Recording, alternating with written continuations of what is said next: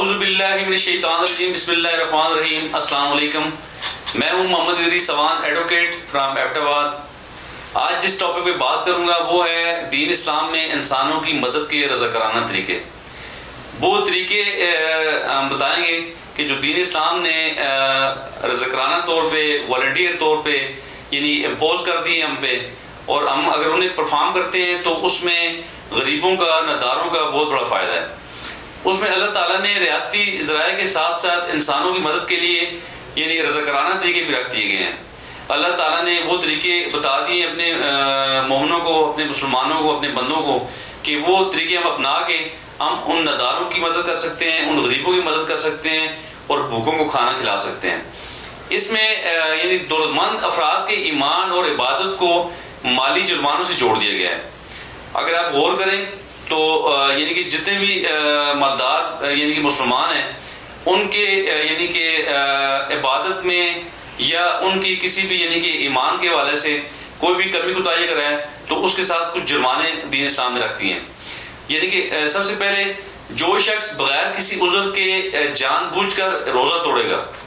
یعنی کوئی بھی مسلمان بغیر کسی عذر کے، بغیر کسی بیماری کے، یعنی بغیر کسی شرعی عذر کے اگر روزہ توڑے گا تو اس کے روزہ توڑنے میں اس پہ جو جرمانہ رکھا گیا ہے دین اسلام نے، اس کے بدلے ہوئے ایک روزہ توڑنے کے بدلے وہ 60 روزے رکھے گا مسلسل۔ اور اس میں ترتیب یہ بتائی گئی ہے کہ 60 روزے جو تسلسل کے ساتھ ہوں، اس میں کوئی بھی گیپ نہ ہو۔ تو اگر خدا نخواستہ کوئی بھی گیپ ہوگا، ایک روزے کے بیچ میں گیپ آ جائے گا تو پھر شروع سے اسٹارٹ کرے گا، یعنی وداؤٹ اینی بریک 60 روزے اسے رکھنے ہیں۔ تو یہ اس ایک روزہ توڑنے، ایک فرضی روزہ توڑنے کی ایک سزا ہے۔ تو ظاہر ہے اس طرح کی یعنی کہ اس طرح کی کوشش کوئی بھی ایک مسلمان، ایک نارمل مسلمان، ایک کمزور مسلمان نہیں کر سکتا۔ یعنی انتہائی مشکل کام ہے کہ تسلسل کے ساتھ 60 روزے، اس میں کوئی بھی گیپ ہو تو دوبارہ سے شروع کرنے کا کہا گیا ہے۔ تو اس طرح اکثر مسلمان پھر وہ اتنا روزے رکھ نہیں سکتے اس جرمانے میں، تو اس کے بدلے اگر جو شخص روزے نہیں رکھ سکے گا تو وہ 60 یعنی غربا کو، 60 بھوکوں کو کھانا کھلائے گا۔ یعنی کہ ظاہر ہے پھر وہ دوسری جو شرط ہے وہ زیادہ آسان ہے، کوئی بھی مالدار شخص آسانی سے 60 لوگوں کو کھانا کھلا سکتا ہے۔ تو اس طرح یعنی کہ اللہ تعالیٰ نے اپنے بندوں کی ویلفیئر کے لیے، بھوکوں کو پیٹ بھر کے کھانا کھلانے کے لیے یہ سزا رکھی ہے کہ جو شخص روزہ نہیں رکھے گا اور 60 روزے رکھے گا، اور 60 روزے اگر تسلسل کے ساتھ نہ رکھ سکے تو پھر 60 لوگوں کو کھانا یعنی کھلائے گا۔ تو یہ کتنی خوبصورت بات ہے کہ اگر یعنی کہ ہم تمام لوگ یعنی کہ جو روزے لوگ توڑتے ہیں جو بغیر کسی شرعی عذر کے، اگر وہ اس یعنی کہ حکم پہ مان عمل کریں تو میرے خیال میں کوئی بھی بھوکا دنیا میں، کوئی بھی بھوکا مسلمان کیا کوئی بھی شخص بھوکا نہیں رہے گا۔ تو اس کے علاوہ دوسری جو بات ہے کہ کوئی بھی شخص اگر جھوٹی قسم کھائے گا، یہ قسم کھائے گا اسے پوری نہیں کرے گا، یا جھوٹی قسم کھائے گا تو اس کے بدلے میں اس کا جو اٹونمنٹ ہے، اس کا جو بدلہ ہے، اس میں وہ 3 دن کے مسلسل روزے رکھے گا۔ تو جو شخص 3 دن کے روزے نہ رکھ سکے، اگر 3 دن کے روزے رکھنے سے قاصر ہو تو وہ پھر 10 یعنی کہ بھوکوں کو، 10 بندوں کو کھانا کھلائے گا اس کے بدلے میں۔ تو اگر جس طرح آپ دنیا میں دیکھیں کہ آئے روز یعنی لوگ روزے بھی توڑ رہے ہوتے ہیں، جھوٹی قسمیں بھی کھا رہے ہوتے ہیں، یہ قسم کھانے کے بعد اس کام کو پورا نہیں کر پاتے، تو اگر ہم تمام مسلمان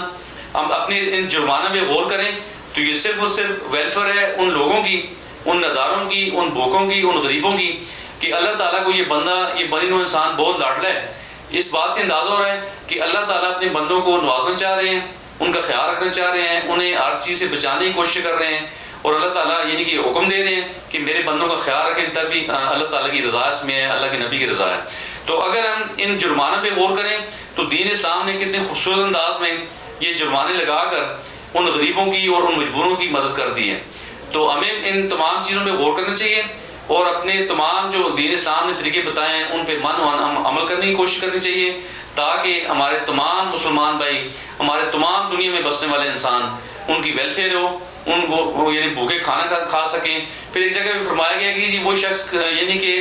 کامل ایمان والا ہو نہیں سکتا کہ جب تک وہ خود اگر پیٹ بھر کے کھائے اور اس کا پڑوسی بھوکا سوئے۔ تو اس بات پہ اگر ہم غور کریں تو دنیا میں کوئی شخص غریب رہ ہی نہیں سکتا، چونکہ اگر ہم اپنے پڑوسی کا خیال رکھنا شروع کر دیں تو میرا نہیں خیال کہ کوئی شخص غریب رہے گا اس دنیا میں۔ تو ہم تمام